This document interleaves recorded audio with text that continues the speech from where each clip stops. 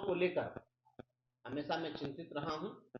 और क्योंकि बजट सत्र आज से शुरू होने वाला है, इसको देखते हुए हमने कोशिश की कि जाकर पहले एक बार प्रमुख मुद्दों पर अधिकारियों से बात करनी चाहिए। हमारे जो भी साथी हैं उनको तकनीकी जानकारी बहुत सारे लोगों को यह नहीं होगी कि प्रतिदिन शिक्षा का इशू सदन में नहीं आता है, केवल शुक्रवार को विधान परिषद में शिक्षा के मुद्दे पर चर्चा होती है। तो 4 शुक्रवार पड़ेगा तो एक शुक्रवार तो आज ही जो है राज्यपाल का अभिभाषण के समाप्त में एक शुक्रवार चला गया, तो मात्र 3 शुक्रवार बचता है। उसी 3 शुक्रवार को शिक्षा से रिलेटेड इशू जाएंगे, तो बहुत ज़्यादा नहीं मिल पाता है मौका। तो एक बार बात करना चाहिए, मुझे लगा कि अधिकारियों से पहले बात हो, क्योंकि शून्यकाल समिति की जब पिछले दिनों बैठक हुई थी तो उस बैठक में चूंकि मैं भी सदस्य हूँ, तो मैंने वहाँ पर प्रमोशन का इशू उठाया था और उसमें कुछ बात आगे बढ़ी भी थी, तो मुझे लगा कि इस पर बात करना चाहिए। मैं गया था और प्राथमिक शिक्षा निदेशक पंकज कुमार जी हैं, उनसे मुलाकात की है और 1 घंटे तक हमने बात की है और मुद्दे तौर पर जो भी प्रमुख इशूज हैं उन सभी पर हमने बात की। उसमें हमने कहा है उनसे कि आप प्रमोशन दे दीजिए, और हाईकोर्ट का जो जजमेंट हमने दिया कि जो भी बेसिक ग्रेड के टीचर हैं वो स्नातक ग्रेड में, और जो स्नातक ग्रेड के हैं उनको एक हेडमास्टर ग्रेड में प्रमोशन देना है। और इसके संबंध में माननीय उच्च न्यायालय ने आदेश भी दे रखा है। कंटेम्प्ट भी हमने दायर किया था, उस कंटेम्प्ट में भी गवर्नमेंट एडमिट की थी, तो उसमें कुछ बातें आ रही थी कि जैसा सर मुझे जो लगा भाव से कि प्रमोशन देने पर फाइनेंशियल बातें होगी, तो उन्होंने कहा, तो हमने कहा कि कोई बहुत ज़्यादा फाइनेंशियल नहीं बढ़ना है, हो सकता है 1-800 करोड़ बढ़े और बहुत ज़्यादा तो बढ़ना नहीं, प्रमोशन को दे देना चाहिए। क्योंकि 2003 में पहली बार शिक्षा मित्रों की बहाली हुई, फिर 5 में बहाली हुई, फिर 6 से सभी लोगों को एब्जॉर्ब किया गया, फिर लगातार प्रक्रिया चलती रही और उसमें पीईटी से हमारे साथी लोग आए, सभी लोग इतने दिनों से काम कर रहे हैं। बहुत सारे लोग रिटायर कर गए, बहुत सारे लोग जो है काल कवलित हो गए, आज स्वर्गवासी हो चुके हैं, लेकिन उनको प्रमोशन एक कदर नहीं मिला। ये कितना कितना बहुत बड़ा जो है अन्याय है इनके साथ। तो हमने कहा कि आप प्रमोशन दीजिए, तो इसमें बात हुई कि भाई इसको प्रमोशन कैसे दिया जाए। तो हमने आग्रह किया उनसे कि आप अब्दुल सलाम अंसारी जी हैं, ये जो माध्यमिक उप निदेशक हैं, इनको नियम नियमावली की बहुत अच्छी जानकारी है और मैं पहले मुजफ्फरपुर में डीओ भी रहे हैं, तो वो सकारात्मक दिशा में सोचते हैं, काम करते हैं अच्छा। तो हमने कहा कि आप इनको जिम्मा दे दीजिए, इस काम को करके दे देंगे। तो उन्होंने तुरंत हमारे ज्ञापन पर उसी समय एंडोर्स कर दिया है और हैंड टू हैंड उसी जगह उनको भी दे दिया गया, वो भी थे हमारे साथ, और उनको जवाबदेही दी गई है कि प्रमोशन किस प्रकार से दिया जाए, इसके लिए एक गाइडलाइन जो है तैयार करके आप डायरेक्टरेट को दीजिए। तो गाइडलाइन बनाने का मैंने व्यक्तिगत रूप से भी उनसे आग्रह किया है कि आप शीघ्र गाइडलाइन बनाइए, आप जानकार लोग हैं, बना करके दीजिए प्रस्ताव। और तब उसमें अगर डायरेक्टर साहब के स्तर से हो या एसीएस के स्तर से हो, चाहे जिस स्तर से भी होगी बात, अगर दिक्कत होगी तो मैं वहाँ पर बात करूँगा, क्योंकि सीधे केवल कहने से नहीं होता, तो फॉलोअप करके ही कोई काम कराया जा सकता है।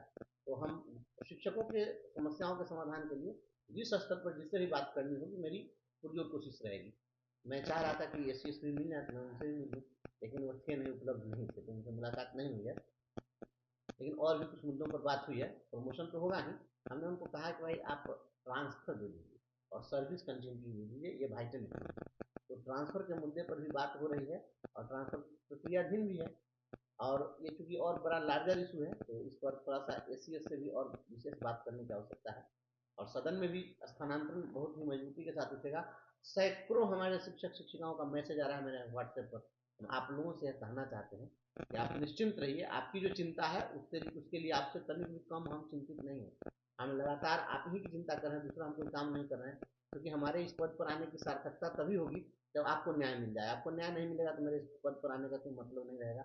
इसलिए हमारी जवाबदेही है, हम लगे हुए हैं और भी माननीय सदस्यों से भी हम सहयोग मांग रहे हैं, उनका भी साथ समर्थन मांग रहे हैं और कराएंगे।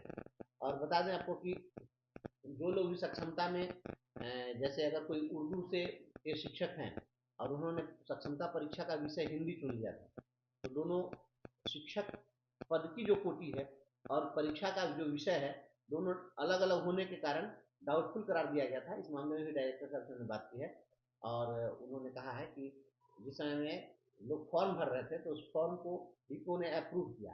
तो उस समय जब नियुक्ति का विषयगत कोटि कुछ और था और परीक्षा का कोई और सब्जेक्ट हो रहा था, तो अप्रूव क्यों किया डीपीओ? उसी समय सवाल करना चाहिए था। और ये दोनों क्वाइट डिफरेंट चीज़ है, परीक्षा का विषय होना अलग चीज़ है। हमने भी बातें समझाई है, तो उन्होंने कहा है कि इसके लिए सारे डीओ और डीपीओ को मैं शीघ्र पत्र भेज देता हूँ, और पत्र में चला जाएगा कि जो भी शिक्षक नियुक्ति पत्र आपको दे रहे हैं, उनके नियुक्ति पत्र को देखिए, और नियुक्ति पत्र में जो उनकी कोटि है वही कोटि उनके ये परीक्षा पुस्तिका जो प्रकाशन हुआ उसमें कोटि अब दर्ज करिएगा। कोटि होना और परीक्षा का विषय होना अलग अलग विषय है, और सभी लोगों को तुरंत जो है इन सबकी काउंसलिंग शुरू करा दीजिए। वह विषय के आधार पर जो डाउटफुल करा दिया जाए उनके समस्या का समाधान ये अगले सप्ताह में निश्चित रूप से हो जाएगा। ये बड़ी बात हम लोगों ने कोशिश की, ये हो जाएगा। और बहुत सारे लोग जो सीटेट हैं और जिनको 82 मार्क्स है, 82 अंक जिनको प्राप्त है, और उनसे अपेक्षा की जा रही है कि आपको 82.5 अंक होगा तभी आप क्वालिफाई करेंगे। इस मामले में डायरेक्टर साहब से मैंने आग्रह किया है इसको जल्द कराइए, क्योंकि जब कोई भी प्रश्न था वह 1 अंक का था, तो किसी को 82 अंक आएगा नहीं तो 83 अंक आएगा, 82.5 का तो सवाल ही नहीं है। एक प्रश्न अगर सही होगा तो 1 अंक मिलेंगे, गलत होगा तो 1 अंक कटेगा, आधा अंक मिलने का या आधा अंक कटने का तो कोई प्रश्न है नहीं। तो और जब इसको सीबीएसई ने सीटेट वाले को 82 अंक पर क्वालिफाइड मान लिया है, तो आप उसको कौन होते हैं अनक्वालिफाइड कहने वाले? तो इस मामले में भी संचिका एसीएस महोदय के यहाँ बढ़ गई है, और उस मामले में जल्द ही उसका भी पत्र जारी हो जाएगा, और 82 मार्क्स वाले जो लोग भी सीटेट पास हैं उन सभी लोगों को क्वालिफाइड डिक्लेयर कर दिया जाएगा, तो उनको उस समस्या का भी समाधान हो जाएगा। इस प्रकार से हमने कुछ चीज़ों पर पहल की है। देखिए जल्द ही इसका कुछ सकारात्मक परिणाम दिखेगा, हमारी पुरजोर कोशिश है, और विभागीय अधिकारी भी काफ़ी सकारात्मक दिखे हैं। आप उम्मीद रखें अच्छा होगा, और नहीं होगा तो फिर उसके लिए हम सदन में भी हम जूझेंगे इन से, सड़क पर भी लड़ाई होगी, लेकिन आपको न्याय दिलाएंगे।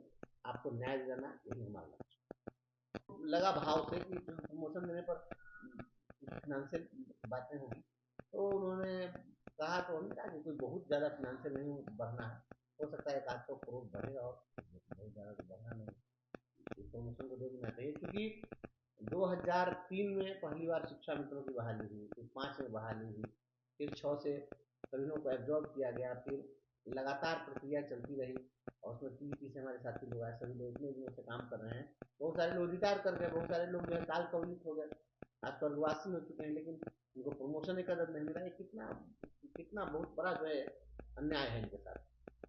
तो हमने कहा कि आप प्रमोशन दीजिए, तो इसमें बात हुई कि भाई इसको प्रमोशन कैसे दिया जाए। तो हमने आग्रह किया उनसे कि आप अब्दुल सलाम अंसारी जी हैं, ये जो माध्यमिक उप निदेशक हैं, इनको नियम नियमावली की बहुत अच्छी जानकारी है, और मैं पहले मुजफ्फरपुर में डीओ भी रहे हैं, तो वो सकारात्मक दिशा में सोचते हैं, काम करते हैं अच्छा। तो हमने कहा कि आप इनको जिम्मा दे दीजिए, इस काम को करके दे देंगे।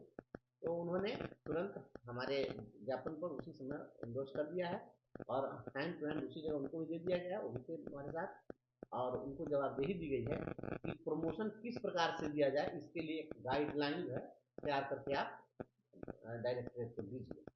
तो गाइडलाइन बनाने, और मैंने व्यक्तिगत रूप से उनसे आग्रह किया है कि आप एक गाइडलाइन बनाइए, आप जानकार लोग हैं, बना करके दीजिए प्रस्ताव, और तब उसमें अगर डायरेक्टर साहब के स्तर से हो या एसीएस के स्तर से हो, चाहे